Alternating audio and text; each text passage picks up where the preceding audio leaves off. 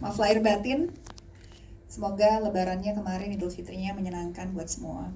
So ini minggu pertama saya yakin, aku nggak tahu yang lain, tapi saya mulai beraktivitas langsung dihadapkan dengan preskon. Deg-degan ya. Of course, super excited, seneng banget menjadi bagian dari film Zona Merah karena bisa dibilang saya adalah pecinta film zombie. Jadi suka banget sama film zombie. Saya dibilang hampir semua film zombie yang ada gitu saya nonton. Dan pada saat saya melihat peluangnya di Zona Merah ini, film Zona Merah ini, saya merasa ya harus ikutan gitu. Karena saya merasa juga ini adalah salah satu IP besar, dan saya percaya Siddhartha Tata dan juga Fajar bisa mengeksekusi ini menjadi satu film yang lebih sesuatu lagi bukan dibandingkan, tapi seriesnya aja udah meledak banget gitu.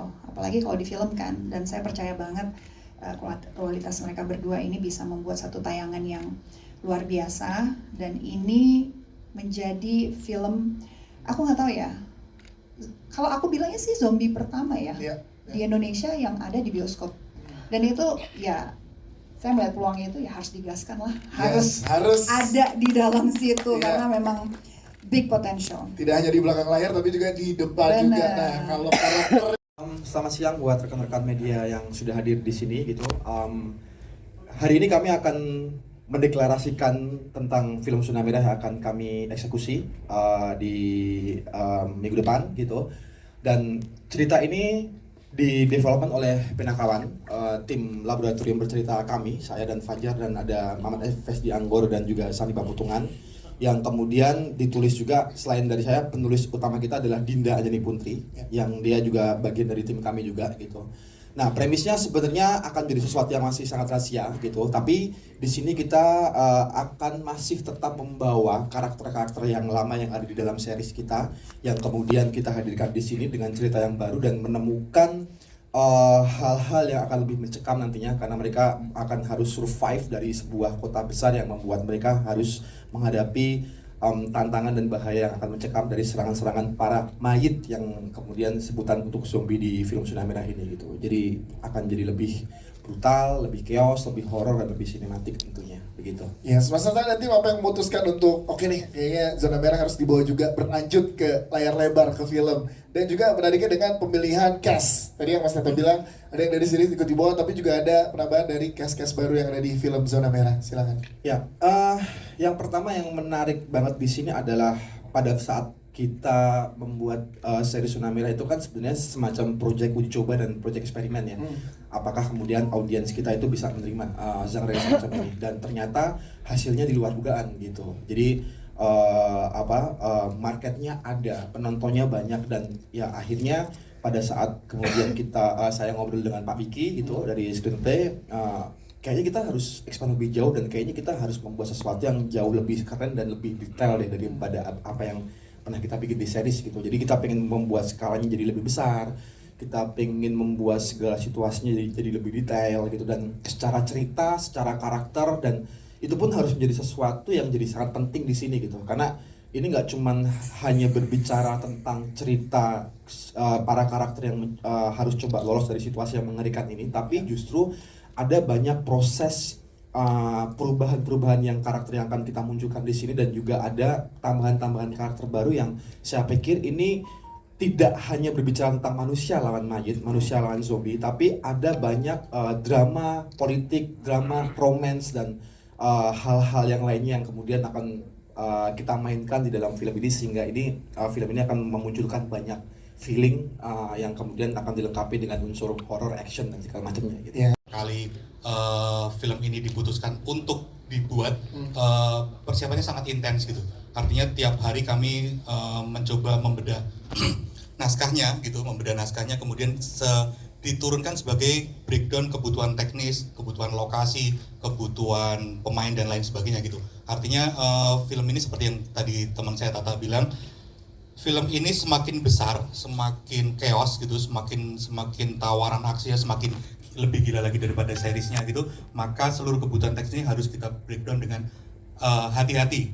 Dengan hati-hati juga ngomongin soal keefektifan keefektifan kerja kita nanti di lapangan gitu kan. Nah artinya itu juga nanti kaitannya dengan produksi akan mampu mensupport kita sejauh apa, juga nanti ke teman-teman pemain.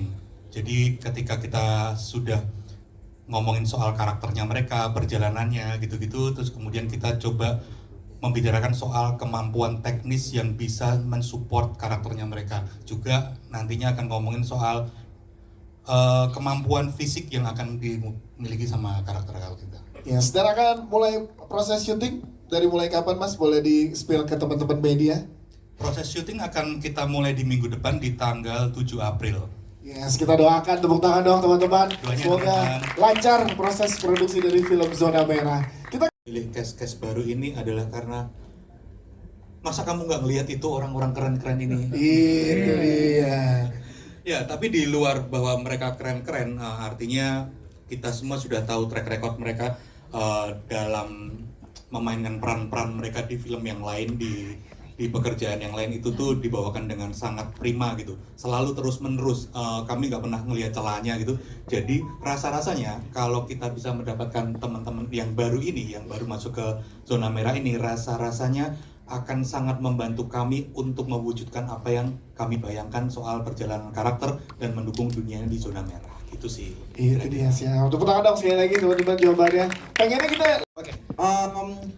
Apa yang akan kami kerjakan untuk saat ini, kami masih menggunakan metode lama, bukan metode lama ya, tapi metode yang tetap kami selalu upgrade soal teknologi gitu. Artinya memang kalau bisa bicara dari apa yang saya kerjakan di proyek-proyek sebelumnya gitu, saya ada mungkin yang saya bermain special effect yang cukup besar itu kan ada memang di Zona Merah di seri, sama ada satu film yaitu Malam Mencabut Nyawa gitu. Nah itu kan memang saya bermain dengan banyak sekali visual effect yang saya munculkan di situ. Soal ya mungkin kalau kita bicara soal Zona Merah ini tuh tentunya yang akan menjadi menarik kan kami akan melibatkan ratusan hingga ribuan special extras yang itu bisa jadi kayak semacam stunt, fighter, dancer dan segala macam gitu. Jadi kami akan memanfaatkan itu sebagai sesuatu yang praktikal gitu, karena bagi kami bagaimanapun juga something practical itu something yang punya value tersendiri, dan kami selalu percaya soal itu gitu. Tapi bukan kemudian kami memungkiri soal teknologi gitu. Kalau teknologi tentu saja iya, dan memang hari ini kami berpartner dengan perusahaan visual effect yang memang selalu menjadi partner kami dalam bekerja gitu. Jadi per hari ini apa yang kami lakukan itu murni dari cara kerja manusia yang tetap akan ada unsur visual efeknya, yang mungkin juga ini tetap memakai cara-cara yang tentu saja ngomongin soal terobosan teknologi sampai hari ini pun high-end-nya tetap terus berkembang gitu. Jadi itu yang tetap kita lakukan, bahwa kita masih berpartner sama perusahaan visual effect di Indonesia gitu, yang sekarang juga nggak kalah besar dengan apa yang terjadi di luar sana gitu. Siap. Begitu sih. Mas Tata.